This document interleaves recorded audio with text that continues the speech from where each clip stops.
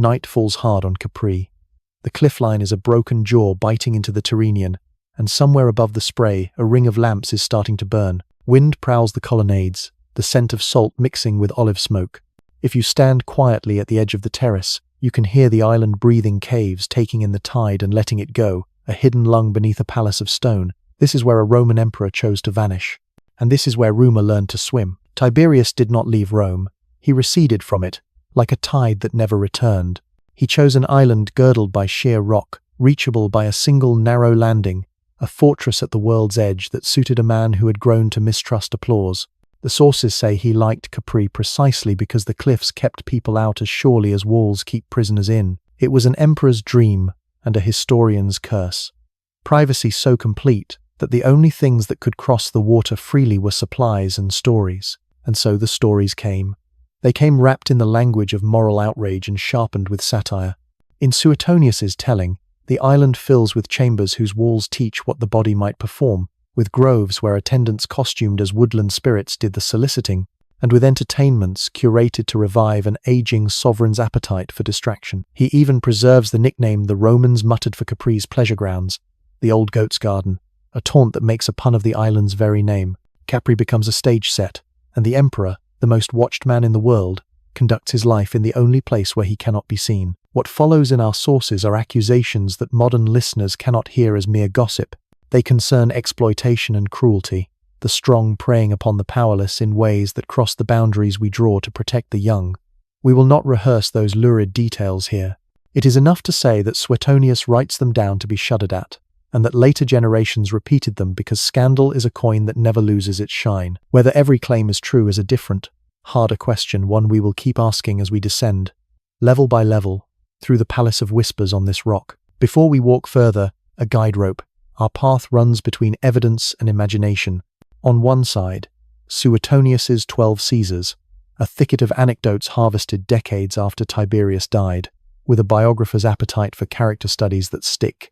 On another, Tacitus, cool and exacting, whose annals shadow Tiberius through purges and the long eclipse of rule by letter from afar, and who implies that Capri's seclusion made a refuge for appetites and for cruelty, and around them both, the murmuring chorus of later retellings that amplify, embroider, and sometimes invent. None of these men were impartial. Few of them had access to the island's innermost rooms. All of them had readers to satisfy. Why then did the stories stick? Partly because of the air Romans breathed. Augustus had draped the city in laws about marriage and infidelity, and made morality a public art project. He minted a vision of order where correct desire buttressed the state. To say that Tiberius, the heir who enforced those norms, abandoned restraint at the empire's edge was to write a parable about hypocrisy.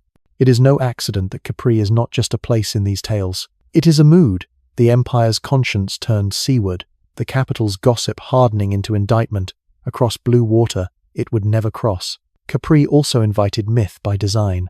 Villa Jovis, high on the ridge, was a palace built for vistas you can't paint whole, its courtyards stepping like terraces of cloud, its private corridors angled to keep the powerful from colliding. Cliffs drop straight to the sea, caves open like eyes. A ruler could govern by letter up here. He could purge a prefect and commission a temple. He could also become a silhouette at dusk, a rumour with a laurel wreath. Suetonius sketches the decor, paintings, statues, a private library of the erotic, as if the walls themselves conspired to inflame. He is not recording inventory, he is building a mood, and the mood is indictment. But moods are not verdicts. In recent years, some classicists have asked us to reread these Capri chapters as fables that revealed more about their authors and about what Romans feared in isolated power than about the daily life of an aging, suspicious emperor. They remind us that Suetonius can be both valuable and credulous, that Tacitus can sculpt character with insinuation as deftly as with fact, and that the sheer incoherence of some Capri stories suggests a fevered imagination at work. Even to question the tales, though, is to grapple with the darkness those tales exploit, imperial loneliness, the corruptions of absolute power, and Rome's uneasy appetite for moral theatre. So here is our pact for the journey. We will walk through every chamber, the sources open to us, and we will mark the hinge on each door what Suetonius claims, what Tacitus implies, what later hands add, and where modern scholarship calls for doubt. We will keep a human focus, victims who vanish into the plural nouns of a biographer's page, attendants and performers made into scenery, an emperor who, by fleeing witness, surrendered the power to shape his own memory. We will treat the word horrific not as a hook, but as a warning. And now, before we go any deeper, a small request. If you believe history should be more than kings and dates, if you want stories that make us uncomfortable enough to think, subscribe to the channel, and tell me in the comments what you make of Capri, retreat or confession, fortress or mirror. Share where you're watching from. It still astonishes me that we can meet like this on a windswept terrace above the sea, across languages and time zones to test old stories against what we're willing to believe. Down the steps then, past the lamp niches, into the gardens the Romans mocked as a goat's domain. The wind is louder here, and the sea seems closer than it should be. On a wall, an image survives a mythic pairing, the sort you'll see again in Pompeian frescoes and house shrines, eternally poised between art and admonition. If you listen, you can almost hear the voices that first told these tales, not as scholarship, but as theatre. Have you heard? Have you seen? They point not to proof, but to desire theirs, not ours to watch the mighty fall. Capri, after all, is an island built for looking. The danger is that we mistake the view for the truth. Walk with me through the antechambers where rumour set its lamps. The air is still, the oil burns slow. A fresco catches your eye, myth dressed as admonition, and beside it a low couch, the sort of furniture Romans used for eating and for everything that followed eating. Suetonius names rooms like these and asks us to imagine an emperor who arranged bodies as if they were scenes, who turned the private grammar of desire into public theatre for an audience of one. He supplies the stage directions and leaves the rest to our appetite. This is how accusation works when the accused is beyond cross-examination. The door is shut, the island is far, and the biographer learns to paint with shadow. We should sit with the verb he prefers, to stage. Romans loved the stage and distrusted it at the same time. The theatre was where the city rehearsed itself, its loves and loathings, its politics and its pieties under the mask of myth. To say that Tiberius staged couplings was to connect him, rhetorically, to a world of painted faces and licensed excess, a world that their moralists said should remain fiction. The charge is not merely that he desired too much, or too strangely, but that he made desire into spectacle and pressed the powerless into the cast. Even if every detail were true and we cannot prove them true, the moral crime in Roman eyes would be less the novelty of the act than the choreography of power. The emperor's will as script, other people's bodies as props. But Capri is not only accusation, it is a geography of plausibility. Look down. Sheer rock, a single difficult landing, stairways cut into the spine of the island, and guardhouses perched like hawks. This is an architecture that invites paranoia. A ruler can think he is invisible here, his court can believe the same. When nothing leaks but letters, letters become weapons. And when nothing travels but rumour, rumour swells to the size of truth. Tacitus's Rome is already a city trained to listen for whispers. Informers thrive, satire curdles into evidence, the treasury pays for names. In that climate, an island without witnesses is less a refuge than an amplifier. Each retelling adds a new prop, a new gesture, a new gasp. By the time the tale gets to you, it has learned to please every audience it has passed through. So what did Romans fear when they spoke of Capri? Not simply lust. They feared the shattering of roles that kept the city legible. Roman law and custom in the Augustan age especially built a fence around status and sex. Stuprum named disgraceful intercourse across that fence. Infamia marked the social death that followed certain violations. The marriage laws tried to yoke private behavior to public health. These rules were less about abstract virtue than about hierarchy.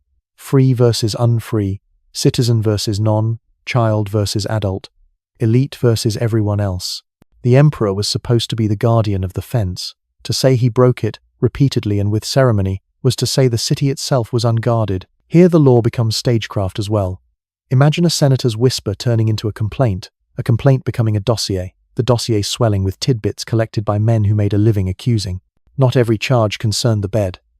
Many were about treason, about words muttered at dinner, about sympathy for the wrong exile. Yet the sex stories stick because they make treason tangible, the betrayal of the body as an allegory for the betrayal of the state, and because they let readers do what readers like to do: peek, condemn, and keep peeking. Notice, too, how the sources position the emperor's body.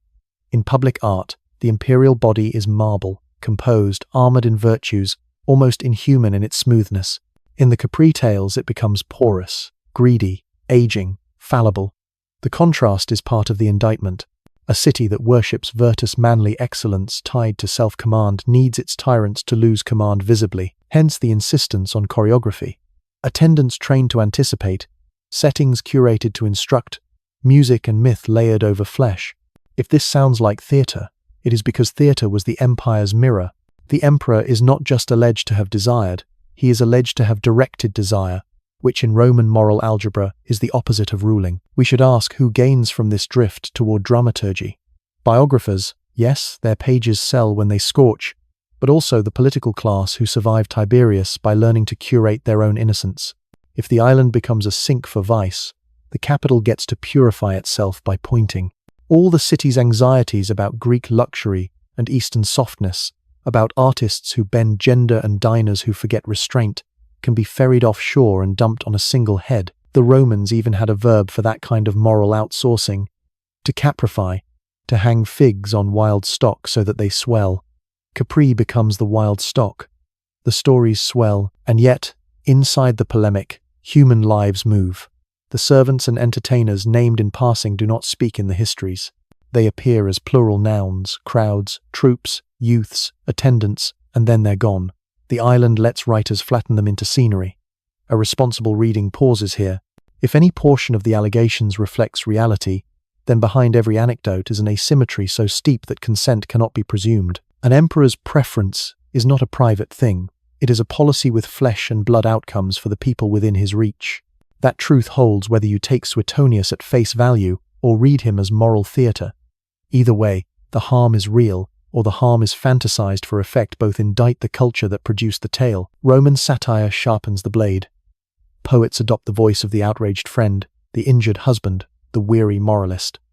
They smuggle social theory into dirty jokes.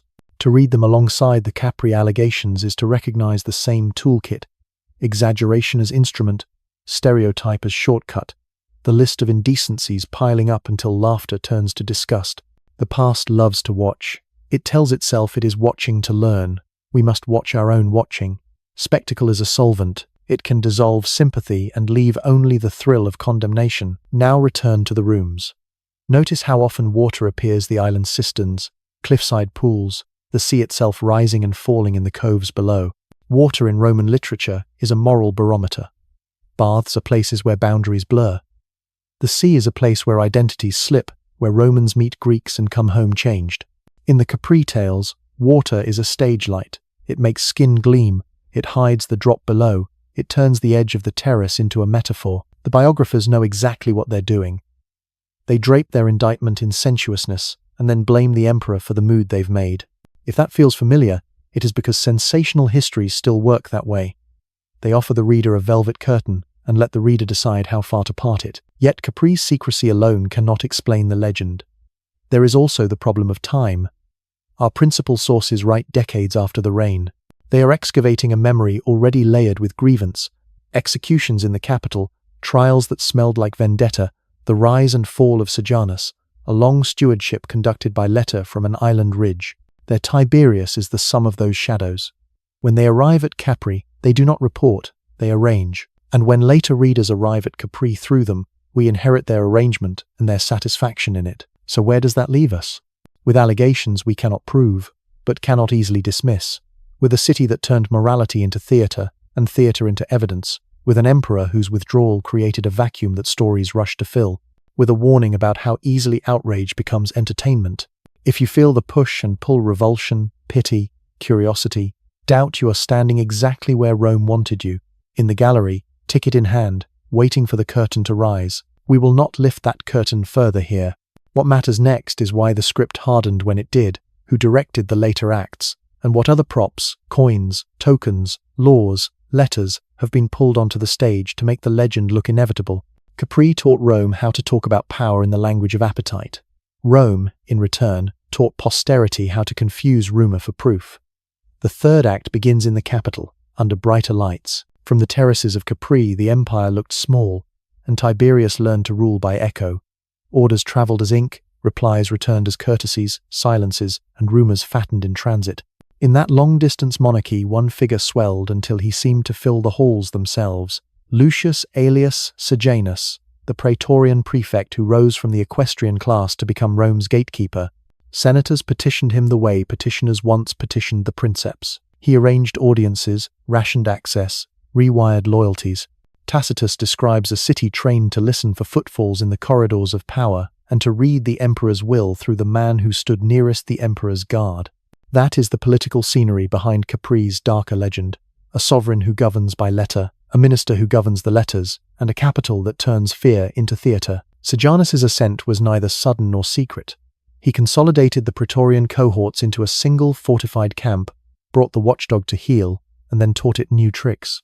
The year AD 31 crowned him with a consulship beside Tiberius's name, an optical illusion of parity that made Rome's breath catch. Within months the illusion shattered. From the island came a letter, not of favor but of ice, read aloud in the Senate until the temperature in the room dropped to panic. That evening Sejanus was strangled and thrown down the Gemonian steps, and the purges that followed gave the city its next lesson in survival: the speed with which yesterday's confidants could become tomorrow's sacrifices. Cassius Dio paints the moment with bitter clarity: how completely Sejanus had owned the channels of news, how utterly those channels reversed. The legend of Capri feeds on this political weather.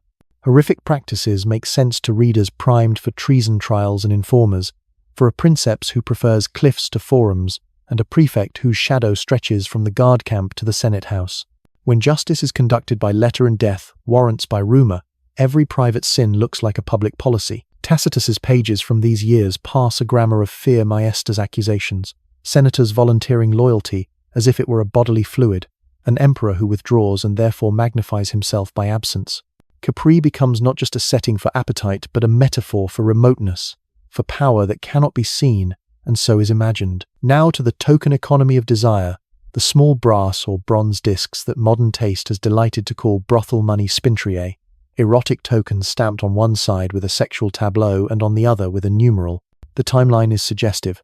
Many seem to cluster in the 1st century, some perhaps within Tiberius's reign. But the name is a trap. In antiquity, Suetonius used spintriae to mean pornographic performers, or rent boys human beings, not metal slugs. Only early modern collectors repurposed the word for tokens. When museums catalogue a spintria today, they are naming a modern category and an old anxiety, and their own notes caution against the popular fantasy. The British Museum's scope entry says it plainly: despite the nickname brothel tokens, the numbers and wear patterns make gaming pieces or bathhouse checks at least as plausible. The link to prostitution is an attractive guess, not evidence. The tokens themselves keep their secret, but fantasies are evidence of a different kind, evidence for what readers want Capri to have been. If you're already convinced the island was a laboratory of appetite, then numbered images look like a menu and a price list. If you know that entering a brothel with an imperial coin could be a sacrilege worth death under later emperors, then tokens without a sacred portrait feel like a clever workaround. Scholars have pointed out all this, and then pointed out how little it proves. A few modern studies still defend the brothel token idea. Others widen the frame. Tokens across Italy served guilds, festivals, games, baths. Erotic motifs were simply one tile in a mosaic of designs. The one thing everyone admits is uncertainty, which is itself instructive. We are tempted not by what the tokens prove, but by what they let us imagine about a ruler we already think we know. That temptation thrives in the cross-currents between Greek and Roman sexual codes. Greek cities could ritualize relationships between older males and youths within strict social scripts. Philosophers wrote as if desire might be educated into virtue. Rome borrowed the language and some of the postures, but the fence lines were different. Roman moralists hammered at status and role, a freeborn boy's inviolability, a citizen man's duty never to be the penetrated partner, the idea that what stained a body might stain a name and therefore stain the state. When Roman authors accuse Tiberius, they lean on that fence. They don't just suggest he crossed it, they suggest he dismantled it with deliberate care. The result is not a neutral ethnography of appetite, but a charge of civic sabotage. Add money, and the symbolism metastasizes. Augustus had staged morality as public architecture laws on marriage and adultery, ceremonies that made family feeling into state ritual. Tiberius inherited that stage, and a city trained to measure rulers by restraint. To picture tokens circulating with erotic scenes at the same moment the princeps retreats to an island is to imagine a counter-economy humming beneath the marble. Numbers, bodies, and favors tallied in places the law pretended not to see. Whether the discs were locker checks or game pieces hardly matters to the story Rome told itself. They stand in as props for a broader anxiety, the fear that desire had been monetized and set to work for power, and always Sejanus's shadow.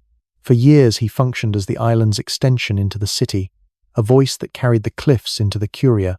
When he fell, prosecutions multiplied and old grudges found legal clothes. In that spasm of vengeance the Capri tales ripened, because every purge demands a parable. A tyrant's bedroom is the most convenient altar on which to burn the evidence of a bad decade. Tacitus will not give us the island's floor plan. He will give us, instead, the moral geometry of fear. Letters read out, accusers paid, colleagues disappearing between sunrise and the evening meal. The Capri legend is most believable exactly where the sources are most precise about something else. How survival in Tiberius's Rome meant rehearsing innocence and outsourcing guilt. Even coinage was drafted into optics. Early in the reign, Tiberius's money could whisper moderation, clementia, quiet piety, a refusal to gild himself in godhood while his government tightened its grip through carefully legal violence. Later biographers noticed the dissonance and supplied a soundtrack, the music of hypocrisy. A ruler who mints mercy, they imply, must be cruel in private. A ruler who refuses the stage must be performing somewhere else. The island becomes that somewhere else, an amphitheater with a sea for orchestra pit. Modern historians have tried to pull the scales back toward balance, pointing to administrative competence, financial steadiness, a refusal of grand campaigns, even moments of mercy. Those footnotes rarely stick to the popular mind. Scandal outlives spreadsheets. So who profits from believing the worst? Biographers hungry for readers, later emperors eager for a cautionary tale that flatters their own virtues, a senate that prefers to blame one man's appetite for a political system's terrors, and, if we're honest, us the audience, because outrage is an easy diet. The tokens in the museum case, the ruins on the ridge, the adjectives that come too readily to the pen, all of it begs us to confuse plausibility with proof. That is how a reputation hardens grain by grain, rumor by rumor, until the statue of a life stands where the person was. And we nod at the statue as if it were evidence. We will step through one last door in this story, the afterlife of a legend. How Caligula's succession sealed Capri into a morality play. How later writers took Suetonius's whisper and turned it into a chorus. How modern scholarship has tried, against the wind, to hear the island without the echo. One more climb to Villa Jovis, this time not to ask what happened behind its walls, but to watch what we have done with the silhouette they make against the sea. Morning on Capri has a different color, thinner, almost surgical. The sea is a vast sheet of beaten silver. Villa Jovis sits like a prayer answered to, literally high, remote, stone upon stone. Walk its empty corridors, and you hear what history does when a person leaves the room. It begins to arrange the furniture. Tiberius died far from the forum, and in that distance his story learned to choose its lighting.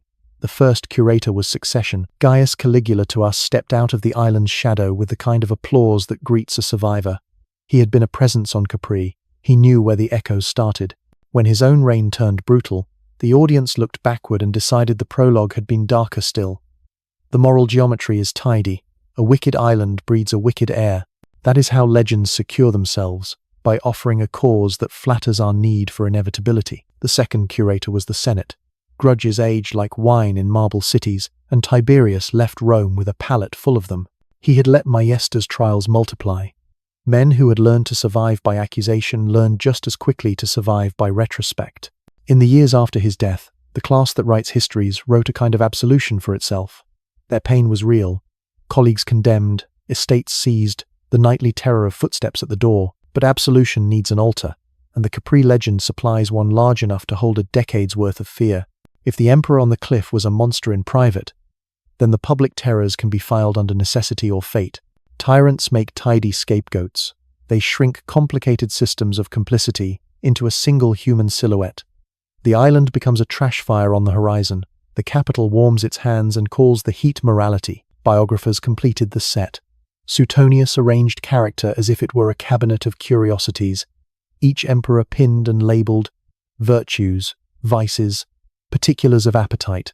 Tacitus composed tragedy, a cool voice, a chorus of informers, an emperor who dwindles into absence and therefore spreads everywhere like weather. Cassius Dio wrote with the patience of a statesman who knows precisely how rumor turns into structure. None of them invented Capri, and none of them wrote with our standards of proof. What they shared was a readership already convinced that the empire's private rooms explain its public catastrophes. When they reach the island, their pages darken the way pages do when a pen goes over a line again and again. We are not made to forget that Tiberius never returned to Rome. We are made to believe he could not, and then time layers its dust. The Middle Ages make Tiberius a moral fable. The early moderns make him a problem of sovereignty. The Victorians make him an object lesson about restraint, the monster you get when you let appetite vote. Painters prefer cliffs and torches. Novelists prefer corridors. Popular histories return to the same handful of scenes because they are easy to stage. A man at the edge of the world is a metaphor that never tires. You can hang whatever the present fears on it: decadence, secrecy, the corruption that comes from governing by letter and by proxy, and the silhouette will support the weight. And yet the archive is stubborn. Move from the legend back into the ledgers, and you find a reign that, in long stretches, looks like competent administration shaded by suspicion. The finances are kept in order. Provincial governance is steadier than the caricature allows. The legions do not march into doomed glory to fatten an emperor's vanity. There are episodes of clemency hard to square with a pure villain. There is a consistent reluctance to be worshipped as a god that confounds the simplest stories about a man drunk on himself. Modern historians Barbara Levick, Robin Seeger, among others, have spent careers adding ballast to this side of the scale, reminding us that the man who aged into paranoia had once been the general who knew when not to fight, the administrator who preferred accounting to architecture. Their work does not bleach the darkness from Capri. It asks, instead, that we read the island as a chapter, not as the table of contents. The hardest part of that reading is ethical, not antiquarian. Some allegations in the Capri dossier name harms that our language can barely carry without collapsing into euphemism or spectacle. It is tempting to wave them away as inventions of hostile sources.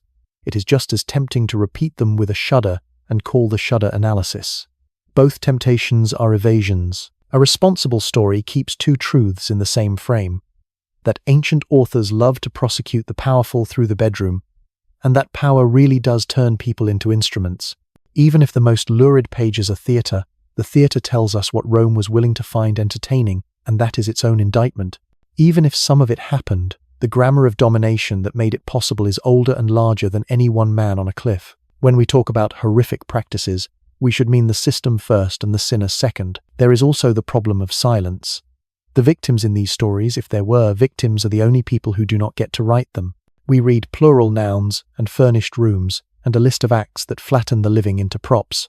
History is often built like Capri. The vantage is superb, the drop is sheer, and the people who fall make little sound before the sea takes them.